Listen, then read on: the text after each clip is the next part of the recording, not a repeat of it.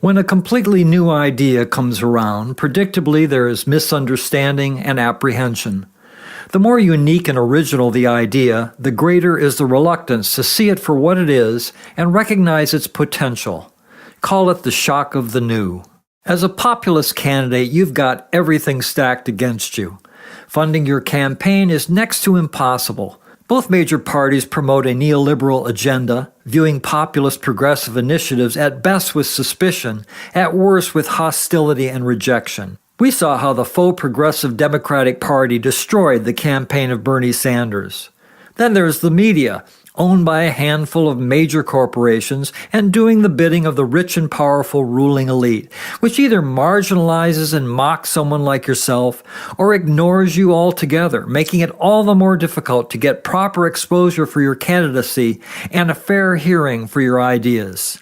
Often progressive ideas themselves are the brunt of jokes in the three-ring circus that campaigning for office has become, objects of derision, and the message bearers subjected to malignant attacks and mockery. Look at the way Ralph Nader was constantly derided as a curmudgeon, a cranky old eccentric. But all is not lost, because there's one thing you have as a populist candidate which no amount of Orwellian spin or cheap vilification can deter. There's something no amount of vaporous campaign rhetoric, no catalog of empty campaign promises, no campaign chest filled with the legal bribes of deep-pocketed donors can deny. Nothing your opponents can say or do can erase this simple, powerful, and we believe decisive fact. You have the people on your side. If you are a true populist progressive, you have, depending on the specific issue, between 62% and 80% of the voting public in your corner, wanting real change, wanting someone to fight their fight, thus ready to support you. The challenge in this day and age of electoral campaigns, which run into the millions of dollars, is letting the voters know, as a true people's candidate, who you are and what you stand for. And not just letting them know, getting them to trust and believe in you, invest their faith in you, know in their hearts and minds that you are for real, that you are the only candidate with the honesty, integrity, transparency, commitment to go to Washington, D.C. and faithfully represent their interests, their desires, their vision for the America they want for themselves, their neighbors, their communities. The corollary to that is alerting voters how they're being manipulated and conned by a rigged system, that is, exposing your opponents as the smooth-talking frauds that they are. This sounds harsh, but it's really not. Congress is now filled with professional politicians who will say anything to get elected. They have teams of speechwriters, spin doctors, and psychologists putting together pleasant-sounding, hypnotic speeches and lovely TV ads. They have image consultants and public relations specialists who know how to put lipstick on a pig and make it look like a beauty pageant contestant. The competition is tough, ruthless, merciless, sometimes sociopathic. This is why we developed the CFAR, the Contract for American Renewal.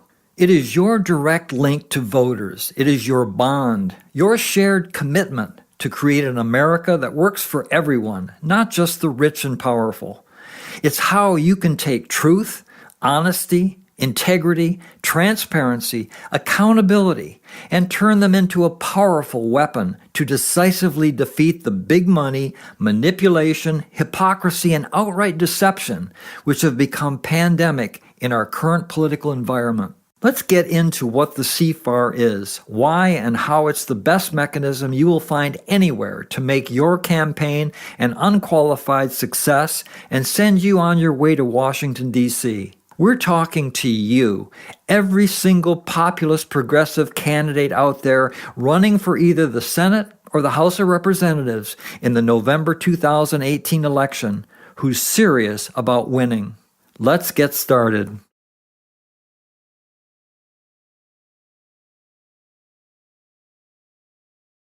As you know, we're up against a brutal, well-organized, well-funded, ruthless enemy. The establishment, the plutocracy which now owns and controls both major parties, has all of the money, they have the media in their pockets, they marginalize dissenting opinion, They have all but crushed the minor parties, and any renegade candidate not towing the establishment line is ignored, often even vilified and demonized. There's really only one way to fight this. We must unify across the entire populist-progressive front in every single district and state and nationally assemble an enormous block of voters to challenge the manipulative and deceptive messaging, the cynical use of money, power, and political machinery which both major parties wield to isolate and destroy populist-progressive campaigns by good, decent people like you.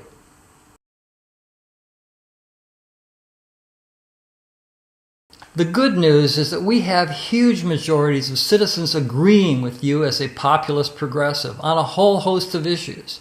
Granted, you wouldn't know that from watching the news, but it's true. It's an indisputable fact. We already have the voting public on our side on key issues. We're talking percentages of 62% to 80% agreement. What the establishment candidates do to keep getting elected is confuse the public with a lot of babble and empty promises. In a nutshell, we've come up with a bulletproof way to unconfuse everyday Americans. We've come up with a device which, used properly, will make you, the populist progressive candidate, look like a hero, a savior. And it will expose your establishment opponents as the frauds, hypocrites, and phonies they really are. The voting public will run the other way.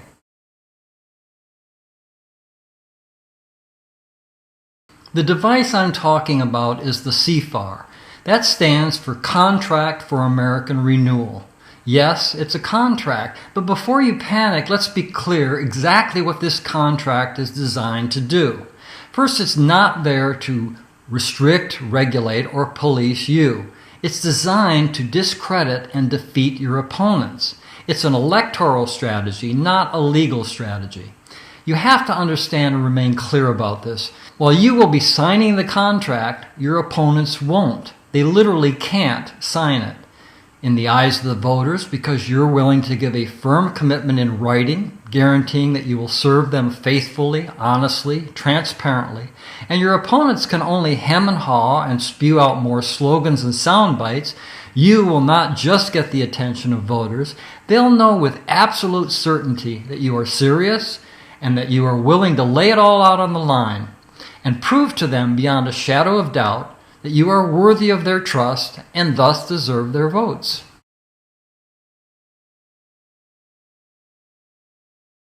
Let's get into the details. The CFAR requires what you will be doing anyway if you're running as a populist progressive candidate. What appears on the contract is what you already stand for, why we assume you're running for office as an outsider. It includes the kinds of things that any populist progressive worthy of calling themselves that wants to fight for on behalf of the majority of citizens. Look at these poll numbers.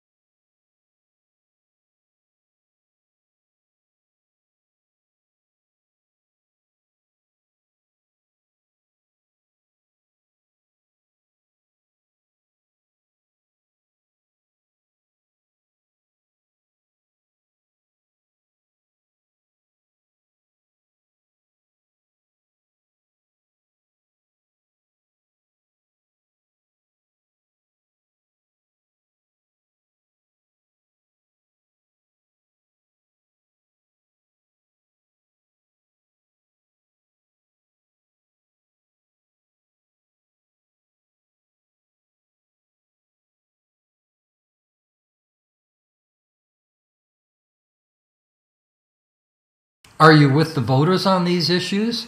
These are the major crises of our times. This is what people care about, not Trump's tweets or whether Melania uses henna to streak her hair. The contract perfectly parallels the polls. Therefore, the contract represents what the vast majority of everyday citizens in this country want done. The exact things which never get done with our current Congress of ruling class puppets.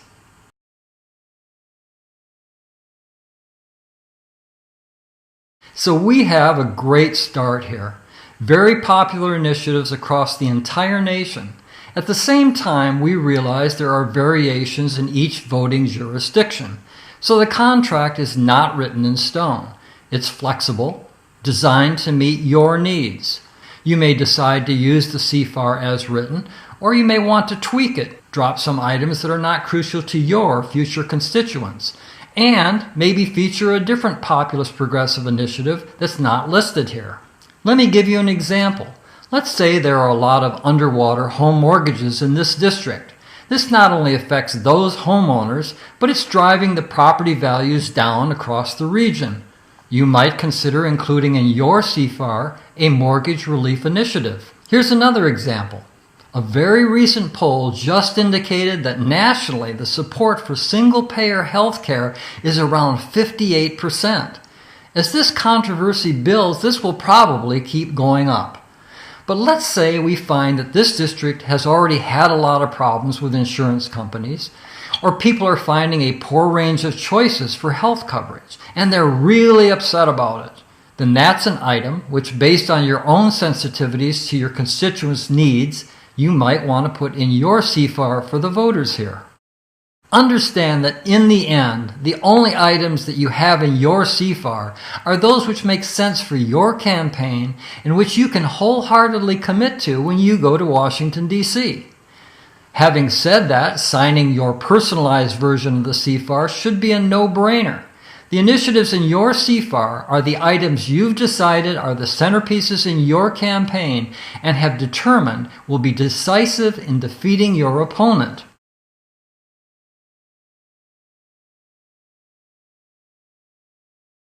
Okay, you're signing this as a legally binding contract.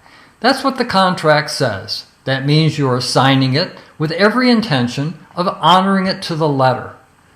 This might sound ominous to you. I respect your concerns, but fulfilling your obligations under the contract couldn't possibly be simpler. The contract says you will introduce, sponsor, or co-sponsor and support legislation for those items in the contract. That's it. Go to Congress, draft legislation, and make every effort to get it on the legislative agenda within 180 days of taking office. Then if it comes up exclusively for a vote, you vote for it. What does exclusively mean? It means if they attach an amendment to kill all the penguins in Antarctica or to require everyone to wear polka dot pants on Thursday, you don't vote for it. If it comes up as a standalone bill, you vote for it. You also publicly and on the floor of Congress promote it. That's it. If you can't handle that, you probably shouldn't be running for office. It's the basic job description for a legislator.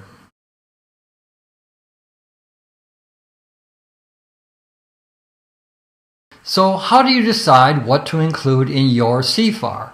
This is a critical decision and we're here to help you.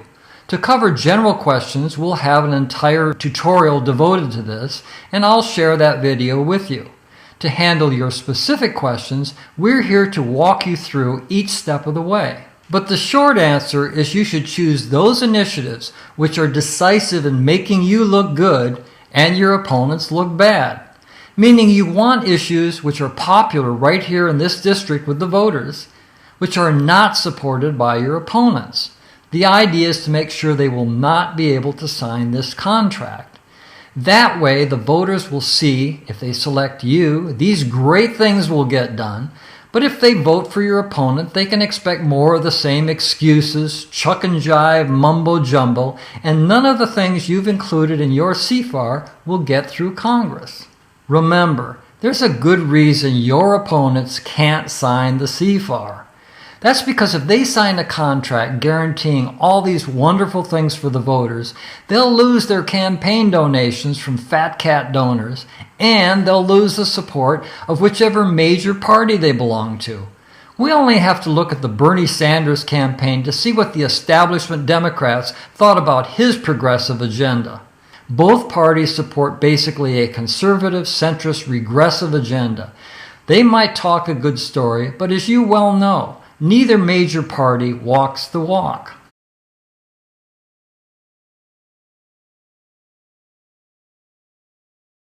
Listen, we understand this is an important decision for you to make. It's important to us as well because the sooner we can get candidates like yourself on board, the sooner we can organize both our local and national campaigns around the CFAR and get started putting together a solid populist-progressive Congress. This is a bulletproof plan for winning elections and getting good people like yourself into Congress. The strategy has been thoroughly thought through, and I'd be surprised if there were any real obstacles to you yourself playing a critical role in our attempt to save our democracy. But we recognize this is coming out of nowhere. It's completely unique. Nothing like this has ever been tried. So you're going to want to have everything on the table, out in the open, so you're comfortable with it. So study it, ask questions, let's work together. Let me make an important point. Yes, it's coming out of nowhere. It's completely unique. Nothing like this has ever been tried. And that's precisely why it's going to work. It's going to catch the establishment completely flat-footed. It's doing something they forgot about and haven't tried for decades, being upfront and straightforward with the public and guaranteeing voters honest and genuine service. The major parties will be scratching their heads saying, "Now why didn't we think of that?"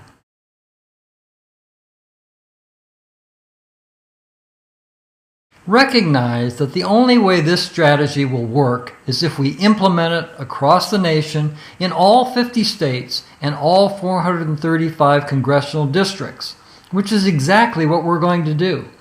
We will have a candidate in all 33 Senate races for November 2018 and candidates in all 435 congressional districts, every one of whom have signed a CFAR. We have an entire network of organizations which are now being organized and networked to work tirelessly for those candidates. We're dead serious about this and have one simple goal. Make sure every single populist progressive candidate running in November 2018 wins their election. We're talking about a complete takeover of Congress. Anything less than that, and you can kiss American democracy goodbye forever. The rich will keep getting richer, the everyday citizen will become serfs, the wars will keep going until our once great nation is bankrupt and has collapsed. Republicans now control the Senate, the House, the Oval Office, the majority of state legislatures, and the majority of governors are now Republican. To rub salt in our wounds, most of the Democrats are nearly as bad, certainly on the issues in the CFAR, as the Republicans.